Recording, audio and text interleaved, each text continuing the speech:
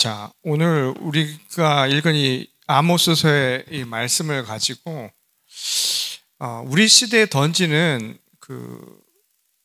어쩌면 도전적인 말씀이 될 것 같아요. 그리고 아주 무거운 질문이 될 수도 있을 텐데 그 질문에 대한 오늘 우리 시대의 응답이 무엇인가를 함께 살펴보려고 합니다. 이 아모스는 남유다 출신이기는 하지만 지금부터 약 2700여 년 전에 북이스라엘 왕국에서 활동했던 예언자였죠. 당시 이스라엘은 여로보암 2세 치하에서 국력이 굉장히 확장되는 시점이었습니다. 그러니까 나라의 영토도 확장됐을 뿐만 아니라 경제적으로도 굉장히 번영을 누리던 시기였죠. 근데 그 번영이라고 하는 것이 굉장히 양가적인 측면을 가지고 있습니다. 그러니까 나라가 부흥할 때 또 경제적으로 번영할 때 늘 세상이 살기 좋았냐 하면 또 그렇지 않은 면들이 늘 있었기 때문입니다. 마치 이 거대한 나무가 이 뿌리가 썩어가는데 이 가지는 아주 풍성하게 자라나는, 그래서 아주 모순적인 모습들이 이곳저곳에서 나타났던 시기라고 할 수 있습니다. 오늘 본문에 나오듯이 당시 소수의 기득권층은 이 상아로 장식된 그런 침상에서 잠을 자고 또 송아지 요리를 해먹고 또 여러 어린 양 고기를 해먹는 그런 풍요로운 시대를 보냈지만 실상 그 시대에 살아가는 모든 사람들이 그랬는가 하면 그렇지 못했죠. 그리고 오늘 본문에 나오는 대로 그들이 보여준 여러 일상들의 모습들, 지도층들의 모습은 실제로는 먹고 마시고 입는 부분들이 그들의 삶의 마치 전부가 된 것인 양 그렇게 살았다는 것을 보여주죠. 반면에 당시 많은 백성들은 아주 여러 가지 어려움을 겪고 있었습니다. 공공한 삶에서 벗어나지 못했고요. 또 희망이 없는 삶을 살아가면서 탄식이 이곳저곳에서 나타나기 시작을 했죠. 한번 생각을 해보세요. 내가 태어나서 세상을 살아가는데 기회를 갖지 못한다는 것. 우리가 흔히 오늘 우리 사회를 민주사회라고도 이야기하지만 자유적인 사회라고 이야기하는 까닭이 뭘까요? 그것은 내가 생각하는 의견을 얼마든지 개진할 수 있다라고 하는 그런 주권의 의식이 있고, 또 다른 한편으로는 내 삶의 선택을 누구든지 할 수 있다라고 하는 기회의 평등이 있기 때문입니다. 그런데 그것이 막힌 세상이 어떤 세상일까 하는 걸 생각해 보세요. 굉장히 어렵겠죠. 당시 많은 사람들은 그런 기회를 잃어버리고 살았습니다. 내가 태어난 그 조건에 따라서 내 삶은 이미 정해져 버렸고 거기서 나는 한치도 벗어날 수 없는 것, 희망이라고 하는 것을 발견하기 어려운 시대죠. 그게 무서운 시대입니다. 닫힌 사회, 폐쇄적인 사회가 가진 공포는 경험하지 않고서는 말하기 어려운 일일 겁니다. 그럼에도 당시의 사회적 지도자들이라고 하는 사람들은 이런 그들의 고통스러운 현실을 전혀 아랑곳하지 않았던 것 같아요. 그래서 아모스가 그들에게 서슬퍼런 메시지를 전하죠. 오늘 본문에 이렇게 나옵니다. 너희가 요셉의 환난을 근심하지 아니하니 이제는 즐기는 무리와 함께 사로잡히리라. 자, 요셉의 환난은 특정한 요셉 한 사람의 환난을 의미하는 것만은 아닙니다. 요셉과 같은 수많은 사람들이 있기 때문이죠. 근데 성경에서는 요셉의 환난, 그때를 나타내주는 한 구절이 있어요. 창세기 37장을 보게 되면 요셉이 형들의 시기를 받아서 구덩이에 던져진 채 버려진 상황이 나옵니다. 그런데 그때 형들이 뭘 하고 있었는가 하면 동생이 거기서 살려달라고 외치고 있는 동안에 그 위에서 음식을 먹었습니다. 그러니까 먹을 것을 먹고 있었던 거예요. 굉장히 잔혹한 장면이죠. 피부치가 죽음의 구덩이에서 살려달라고 외치고 있는데 형제들은 먹을 걸 먹고 있었다. 이것이 바로 요셉이 환난을 당할 때 근심하지 않았던 모습입니다. 가장 가까운 이의 고통조차 무관심해하는 상황. 그게 죄악의 본질입니다. 인간의 잔인한 모습이죠. 남이 죽어가고 있는데 희희낙낙하고 있는 것. 죽음의 공포에 떨고 있는 그 옆에서 먹을 것을 챙기고 있는 세상의 이면, 인간의 아주 악한 모습이라고 할 수 있을 거예요. 아모스가 목격한 당시의 상황이 바로 그랬던 것입니다. 실제로 고고학자들이 이 당시 북이스라엘 왕국의 터전이었던 사마리아 궁터에서 실제로 상아들을 발견했다고 하죠. 그러니까 그 고발이 아모스의 이야기가 상징적 표현이 아니라 현실이었다는 것을 고스란히 반영해주는 모습이 아닐 수 없습니다. 그만큼 일부에서는 화려한 삶을 살았지만 그 바깥에서는 굉장히 어려운 삶을 살았다는 거예요. 이 성경은 이것을 적나라하게 고발하고 있는데, 같은 아모스서 2장 6절을 보면 의인을 은 한 세겔에, 가난한 자를 신 한 켤레에 팔았다라고 되어 있습니다. 사람을 동전 한 잎에, 그리고 오래된 신발 한 켤레에 사람을 사고 파는 거예요. 인간이 그 정도밖에 되지 않는 거예요. 도구가 된 거예요. 상품에 지나지 않은 거예요. 물건같이 다루었다라는 것이죠. 요즘에 우리 그런 말 쓰잖아요. 학생들, 청년들 이야기할 때 스펙 이야기하는 경우를 가끔씩 보게 됩니다. 그 말을 우리는 서슴지 않게 이야기하는데, 실제로 이 스펙이라고 하는 말은 사람에 쓰는 말은 아니죠. 엄격하게 이야기하면 물건에 쓰는 말이죠. 재물에 쓰는 말입니다. 그러니까 인간이 어쩌면 도구화 됐다라고 하는 것을 우리 스스로 인정한 건지 모르겠어요. 왜 인간을 그렇게 평가를 합니까? 스펙으로. 인간이 물건입니까? 인간을 어떻게 그렇게 평가할 수 있어요? 이 대한민국에서 오래된 지금까지 문제가 되고 있는 교육 문제, 사회적 문제 중에 하나가 시험 한 번 보고서는 그걸로 사회의 모든 것들이 결정이 되는 경향이 있죠. 대학 한 번 들어가는 시험 한 번, 또는 내가 판검사가 되는 시험 한 번으로 인생을 결정해버리고 그것이 사람의 품격을 정한다라고 착각합니다. 인간의 평가는 그렇게 할 수 없습니다. 한 사람의 인성을, 한 사람의 품격을 그렇게 자로 잴 수 있는 것이 결코 될 수 없는 것이죠. 이게 바로 당시 이스라엘 민낯이었던 거예요. 대부분의 농민들은 고리 대금에 짓눌렸어요. 조상 대대로 물려받은 땅을 다 잃어버렸습니다. 유대 율법에는 땅이라고 하는 것은 함부로 인간이 사고 팔 물건이 아니에요.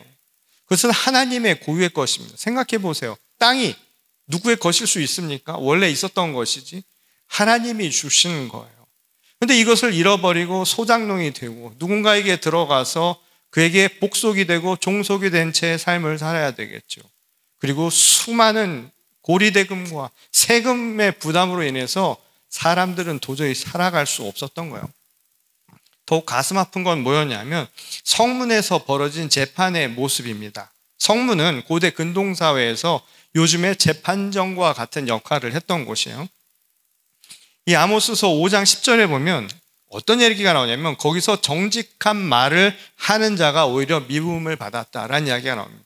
무슨 말이냐면 정의를 말하는 사람의 입이 봉쇄가 되고요, 진실을 증언하는 자가 오히려 되레 핍박을 받는 상황이 벌어진 거예요. 말하자면 사법 시스템이, 오늘날 말하자면 사법 체계가 완전히 무너져 버린 것이죠. 내가 억울하고 또 불의한 일을 당해도 어디 가서 호소할 데가 없어요. 그리고 이 사법 체계가 잘못되면 누가 나를 갖다가 역모로 몰아놓고서는 억울하게 나를 몰아놓으면 모함해서 그걸 벗어날 길이 없는 거예요. 그거 한번 당해보세요. 얼마나 고통스러운가. 그거 세 사람이 모여서 두 사람이 나를 갖다가 모함을 해도요, 그거 얼마나 속상한 일입니까? 근데 누구 하나 그것을 옳고 그름을 잡아줄 방향타가 없다라고 하는 것이 그 시대에 얼마나 고통이었을까 상상만 해도 우리가 생각할 수 있는 부분입니다. 그러면서도 당시 표면적인 모습은 굉장히 신앙적 열심이 있었던 것 같이 보이죠. 절기마다 풍성한 제사도 드리고 성전에선 찬송도 부르고 그리고 온갖 종교적인 의례는 다 지냈지만 과연 그것이 하나님이 기뻐하시는 것일까? 아모스는 우리에게 이렇게 얘기합니다. 이 아모스서 5장 21절을 보면 내가 너희 절기들을 미워하며 멸시하며 너희 성회들을 기뻐하지 아니하나니 너희가 내게 번제나 소제를 드릴지라도 내가 받지 아니할 것이요 너희의 살진 희생의 화목제도 내가 돌아보지 아니하리라. 이 하나님이 아무리 제사를 지내고 화려한 희생 제물을 올리고 그리고 그곳에서 엄청난 의례를 다 갖추어 한다 해도 기뻐 받으시지 않는다는 거예요. 화려한 예배와 풍성한 제물이 무슨 소용이 있겠냐는 거예요. 그곳에 가난해서 고통받는 눈물 흘리는 사람들의 눈물이 있는데, 그리고 살지 못해서 제발 살려달라고 절규하는 사람들의 탄식 소리가 있는데, 이 소리가 들리지 않고 그들의 눈물이 보이지 않는 예배가 아무리 화려하고 아무리 먹을 것이 있다 한들 그게 무슨 소용이 있겠느냐라는 것이죠. 이게 바로 아모스가 목격한 당시 현실이었던 거예요. 한쪽에서는 상아로 만든 게 그 상아가 비싼 거겠죠? 상아로 만든 그런 집에서, 장식된 집에서 기름진 음식 먹고 포도주 마시고, 그리고 온몸에 기름을 바르고 온갖 치장을 하고 먹고 마시고 입는 일에 그렇게 힘을 쓰지만, 다른 한편에선 빚 때문에, 가난 때문에 생존 자체가 위태로운 사람이 있다는 거예요. 이것을 하나님이 기뻐 받으실 리가 없다는 거예요. 그래서 아모스가 목이 터져라 사람들에게 이야기하는 겁니다. 너희가 요셉의 환난을 근심하지 아니하면 너희가 의지하고 자랑하는 그 모든 것들 하루아침에 다 무너져 버릴 것이라는 말씀입니다. 이 말씀은 결코 그냥 한 말씀이 아니었죠. 역사적으로 증명이 된 거 아닙니까? 아모스의 예언이 있고 난 지 얼마 되지 않아서 북이스라엘은 결국 아시리아에 의해서 멸망을 당했고, 그 당시 상류층들은 자기가 가진 모든 것을 잃어버려야만 했습니다. 이런 일들은 비단 이스라엘에서만 일어난 게 아니죠. 역사 속에서 어떤 곳에서든지 이런 상황들을 우리는 어렵지 않게 발견할 수 있습니다. 이 프랑스 혁명 전야의 상황도 마찬가지였어요. 당시 프랑스는 엄격한 신분제 사회였습니다. 전체 인구의 불과 2%에 해당하는 사람들인데요. 제1신분 성직자, 그리고 제2신분 귀족들이 나머지 98%의 백성들이 가진 모든 것들을 다 독차지하고 있는 아주 잘못된 불균형적인 사회 시스템으로 되어 있었죠. 제3신분이었던 평민들은 온갖 세금을 떠안고 온갖 의무를 떠안으면서 고통에 신음해야만 했습니다. 이 상황을 아주 잘 보여주는, 이 부조리한 상황을 잘 보여주는 풍자화가 하나 있어요. 이 그림이 당시 이 화가였던 미셸 애냉이라고 하는 프랑스 화가가 그린 건데요. 제목이 굉장히 재밌어요. 저 밑에 프렌치로 쓰여 있는 게 무슨 뜻인가 하면 이따위 장난질이 제발 끝나길 희망하며, 이게 제목입니다. 그림 속에서 늙고 허약한 농민은 이 비대한 성직자, 그리고 귀족을 등에 허리에 업고서는 이 허리가 꺾인 상태로 있죠. 98%의 백성이 2%의 기득권을 위하여 떠받치며 산 그런 비정상적인 부조리한 사회 시스템입니다. 우리가 흔히 구체제, 앙시엥 레짐이라고 하는 말이 바로 이걸 두고 하는 말이죠. 이런 상황에서 당시 이제 왕실의 왕비였던 마리 앙뚜아네트와 관련된 이야기들이 백성들의 분노를 샀죠. 그가 무슨 얘기를 했는지 정확하지는 않지만 이런 말이 있었죠. 빵이 없으면 케이크를 먹으라. 아유, 굉장히 순진한 거예요. 그렇죠? 맛있으니까 빵이 없으면 케이크 먹으라, 이런 얘기를 했다는 거예요. 사실인지 아닌지 모르지만 사람들이 그걸 믿고 있었다라는 게 문제죠. 실제로 1785년에 프랑스 왕실에서 무슨 일이 있었는가 하면 다이아몬드 목걸이 사건이 있었습니다. 이 다이아몬드 목걸이가 얼마나 비싸요? 거액의 다이아몬드죠. 백성들은 죽어가는데 왕비는 다이아몬드 목걸이와 관련된 추문에 휩싸이게 됩니다. 그것이 설사 음모였다 할지라도 그런 과정들이 백성의 눈에는 어떻게 비추었을까? 결국 분노를 샀고 프랑스 혁명이 거기에서 불붙기 시작을 했죠. 궁극에는 왕과 왕비는 단두대의 이슬로 사라져버렸습니다. 이것은 비단 서구의 역사만도 아니에요. 중국의 역사에서도 찾아볼 수 있는데요. 고대 중국의 서진이라는 왕국이 있었습니다. 거기에 황제 이름이 사마충이었는데, 사마충이 그때 유명한 말을 하나 남겨요. 백성들이 굶어 죽어간다는 소식을 듣고 뭐라고 얘기를 했는가 하면 쌀이 없으면 고기죽을 먹으면 되잖아요. 참 똑같아요. 그렇죠? 동서고금을 막론하고 약간 정신줄을 놓으시면 이런 이야기를 할 수 있는 겁니다. 백성들의 현실을 전혀 고려하지 않은 것이죠. 그리고 그와 관련된 유명한 일화가 하나 남는데 어느 날 그가 개구리 울음소리를 듣고 신하에게 묻는 거예요. 저 개구리들이 공적으로 우는가? In public, publicly 우는가? 아니면 사적으로 우는가? privately 우는가? 라고 물은 거예요. 이 말은 뭐냐면 공적으로 우는가라고 하는 것은 이것이 국가의 책임이냐? 내가 책임져야 할 일이냐? 아니면 저들이 가난하고 모질라고 게을러서 저렇게 울고 있는가? 이걸 물은 거예요. 돌려서 물은 거죠. 그러자 그것을 들었던 간신이 뭐라고 이야기를 하냐면 궁 안에서 울면 공적이고 그렇지 않은 건 다 사적이라고 얘기를 해버린 거예요.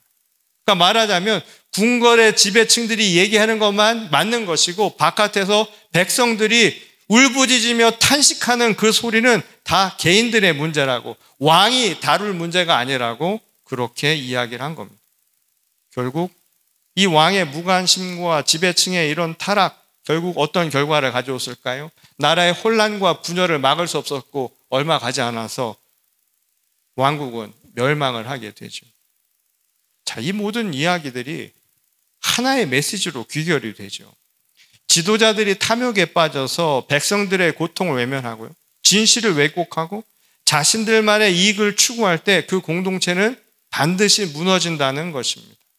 자, 그런데 제가 한 이 이야기가 옛날 이야기라서 들을 만한데 생각을 해보면 오늘날 비슷하다는 생각이 들지 않으세요? 지금 이 이야기를 제가 조금만 바꾸면 오늘 우리의 뉴스에서 볼 수 있는 내용과 거의 같은 내용이었어요. 오늘 우리가 살아가는 이 시대의 모습은 어떨까요? 우리 사회는 굉장히 극단적으로 양극화된 시대를 지금 살아가고 있습니다.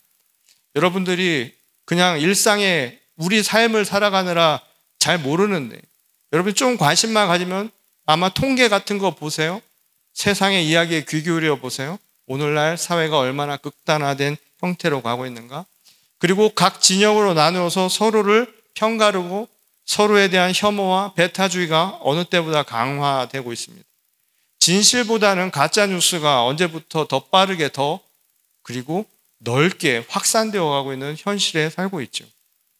일부 권력자들은 자신들의 이익을 위해서요. 사실을 쉽게 왜곡합니다. 그리고 국민들을 갈라치기 하죠. 함께 상생하는 길, 대화와 협력보다는 이 자신의 이익 또는 자기가 속한 공동체의 이익 또는 자기 국가의 이익만을 고집하면서 스스로 고립을 자초하는 게 오늘 현실 속에서 나타나고 있습니다. 이 비근한 한 예로 오늘 우리 시대의 가장 중요한 문제가 우리 애들의 문제예요. 우리 자손들의 문제예요. 환경의 문제, 기후 문제는 이거 굉장히 중요한 이야기인데 관심들이 별로 없죠. 근데 이 지구 전체가 위기 상황에 있는데도 여전히 단기적 이익에만 사람들이 눈을 돌리고 있습니다. 어떤 것 같으세요? 역사가 마치 똑같은 패턴을 가지고 반복되고 있다는 생각이 들지 않습니까? 지금도 여전히 북이스라엘의 장터와 성문앞, 그리고 베르사유의 그 화려했던 무도회장, 그리고 사마충의 궁궐이라고 하는 것이 오늘날 우리 시대에도 버젓이 펼쳐지고 있는 듯한 생각이 드는 건 아마 저만의 생각은 아닐 겁니다. 더욱 가슴 아픈 건 뭐냐면 이런 현실 속에서도 교회마저 이러한 세상의 방식을 고스란히 답습하고 있다는 거예요. 보기 좋은 외면. 굉장히 중요하게 여기죠, 우리 시대는. 건물이라든가. 보여지는 것 굉장히 중요해요. 제가 몇 번이고 이야기했지만 이 미국의 실제 조사에 따르면 교회를 정할 때 한국인이나 미국인이나 똑같아요. 어디서 결정하는 줄 아세요? 저 주차장에서 결정한다. 이미 들어와 보면 다 보인다는 거예요. 그리고 편리한 안락함. 이것이 우리에게 더 중요한 요인이 되었죠. 참회와 헌신의 메시지보다 성공과 번영의 소리에 우리는 더 귀를 기울이고 있습니다. 예수의 가르침은 한 뺨을 맞으면 또 한 뺨을 내놓으라고 하는 말씀이었죠. 요즘에는 그 한 뺨을 내놓지 않습니다. 내가 한 뺨 맞는 것을 분하게 여기죠. 도저히 참아낼 수 없어요. 제가 여기는 좀 덜해요. 제가 미국 오니까 운전할 때 샌프란은 조금 다르고요. 혹시 샌프란시스코에서 오신 분들 기분 나빠하지 마시고, 대도시일수록 그런 것 같아요. 여기는 운전할 때 저는 앞에 누가 들어와도 별로 화 안 나요. 괜찮아요. 근데 한국에서 운전을 해보니까 말이에요, 무섭더라고요. 그리고 사람들이 앞에 들어올 것 같으면 갑자기 가만히 가다가 발끝에 힘을 모아서 그때부터 엑셀레터를 밟기 시작합니다. 그래서 절대 내주지 않고 말이죠. 그리고 조금 들어갈 것 같으면 하고 누르고, 그리고 창문 열고, 정말 놀라운 소리들을 많이 듣습니다. 그래서 여러 이야기들을, 숫자와 관련된 이야기도 들고 금수에 대한 이야기도 듣고 하는데, 모두가 화와 분을 참지 못하는 것 같은 화병 환자들 같은 현실이 되죠. 이게 교회라고 다르냐라는 거예요. 바로 이 지점에서 아모스의 음성을 다시 한번 들어보세요. 너희는 요셉의 환난을 근심하고 있는 게 맞냐고요. 그러고 보면 어느 시대나 고난을 겪은 요셉의 모습들은 분명히 존재하고 있습니다. 오늘 우리 시대도 마찬가지입니다. 전쟁과 기아로 무고하게 죽어가고 가진 것들을 잃어가는 생명들, 차별과 증오 속에서 신음하는 이주민들, 피부색과 자기의 출신 배경이 다르다고 기회를 항상 잃어버리는 소수민족, 소수인종의 사람들, 부당하게 쫓겨나서 떠돌아다녀야만 하는 난민들. 저는 말이죠, 저는 이제 미국 시민이 되었어요. 어쩌다 보니까 미국 시민으로 귀화를 하게 됐습니다. 근데 그 전까지는 미국 들어올 때마다 기분이 나빠서 혼났어요. 무슨 죄인 취급을 해, 들어올 때마다. 그리고 무슨 특별히 범죄한 것도 아닌데 왜 그 앞에 들어오면 이렇게 초라해지는지 모르겠어요. 그리고 뭐라고 말하면 들리지도 않아. 왜 내 주어진 환경 때문에 내가 그런 취급을 받아야 하는 거예요. 최저임금도 받지 못하고 노동하는 노동자들, 그들의 땀과 노고가 이 사회를 굴러가게 힘이에요. 미국도 그렇게 해서 움직인 겁니다. 근데 그들은 인간다운 삶을 살 권리조차 부여받지 못하고 있죠. 그것만이 아니에요. 우리 사회에 장애를 가진 사람들, 이거 얼마나 심각합니까? 이 한국에서는 이 장애 아동들을 위한 시설 설비조차도 자기 지역에서는 안 된다라고 하는 것들을 그냥 암묵적으로 사람들이 공인하고 있죠. 홀로 아이를 키우는 요즘에는 싱글 부모들도 많죠. 치매나 중증 환자를 돌보는 가족들, 학교에서 왕따 당하는 아이들, 이런저런 이유로 공동체로부터 거부당한 사람들, 어쩌면 이들이 오늘날 우리 시대의 또 다른 요셉의 모습인지 몰라요. 자신의 먹고 마시고 입는 문제에만 빠져 있느라 그들의 환난, 그들의 아픔과 그들의 고통을 외면하는 순간 우리가 과연 북이스라엘의 지도자들과 다를 바가 뭐가 있냐고 묻는 겁니다. 아모스가 우리에게 분명하게 이야기하죠. 아모스서 5장 24절에서 오직 정의를 물같이 공의를 마르지 않은 강같이 흐르게 할지어다. 정의를 물같이 공의를 마르지 않는 강같이 흐르게 한다. 여러분, 공의나 정의 이야기하면 무슨 큰 이야기 하는 것 같아요. 머리에 띠를 누르고 촛불을 하나 들어야 되고 이럴 것 같이 생각하지만, 공의나 정의는 어쩌면 우리 일상 속에서 얼마든지 실천할 수 있는 아주 구체적인 것인지도 모릅니다. 이걸 보여주는 한 사례를 제가 여러분들에게 나누고 마치려고 합니다.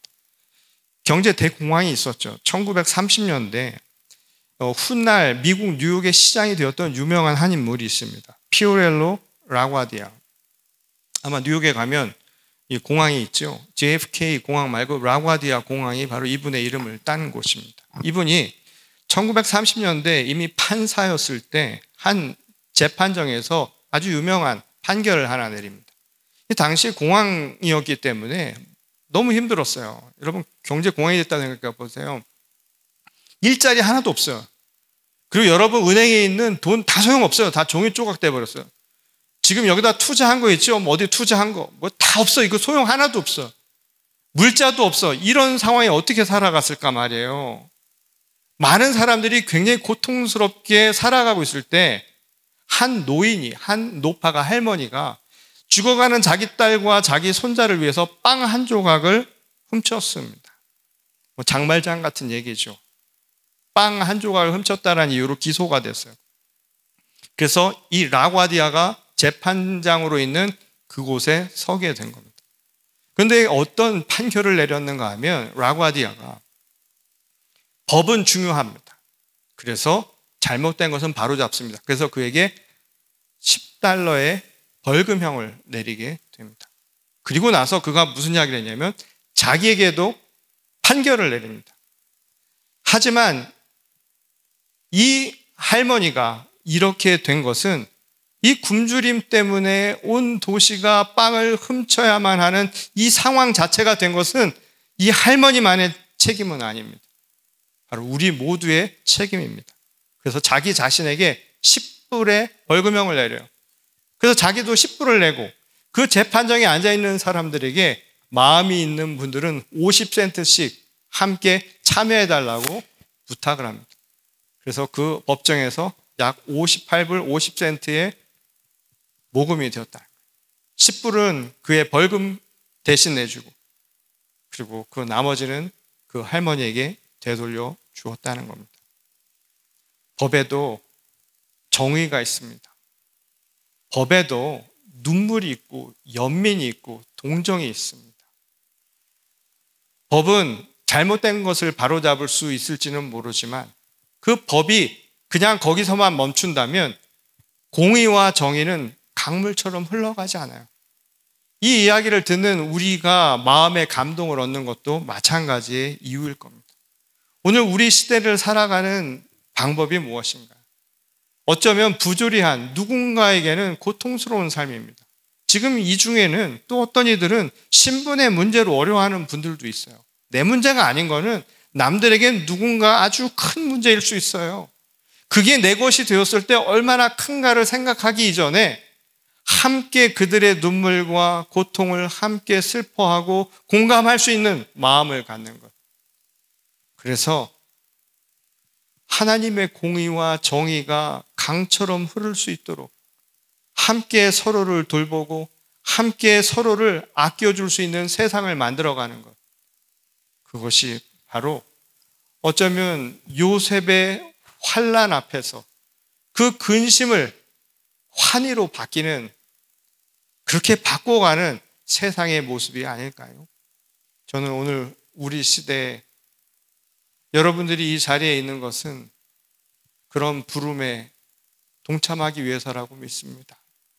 그리고 어떤 방식이든지 우리들의 삶 속에서 이 시대에 고난받는 요셉들을 위하여 무관심이 아니라 그들의 관심을 두고 함께 나누고 함께 배려하고 그들을 위해서 함께 노력하는 저희 모두가 될 수 있기를 주의 이름으로 간절히 축원합니다. 자, 우리 이 시간 함께 기도하실 텐데요. 이 시간 함께 기도하기는 우리 시대의 요셉들을 위해서 우리가 함께 중보하는 기도를 했으면 좋겠습니다. 꿈을 잃어버린 이들을 위해서, 삶의 터전을 잃어버린 이들을 위해서, 건강을 잃어버린 이들을 위해서, 그리고 재정적인 압박이 너무 심해서 힘들어하는 이들을 위해서, 그리고 사랑하는 사람들을 잃어버린 이들을 위해서, 이 시대의 요셉들을 위해서 기도하면 좋겠습니다.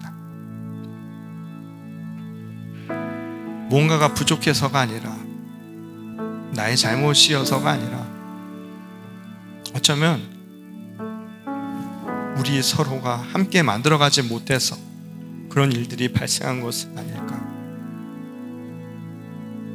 조금만 내가 관심을 가졌다면, 내가 제대로 목소리를 냈다면, 내가 한 번쯤 손을 들었다면 발생하지 않았을 누군가의 고통과 아픔, 소외를 위해서 함께 기도하면 좋겠습니다.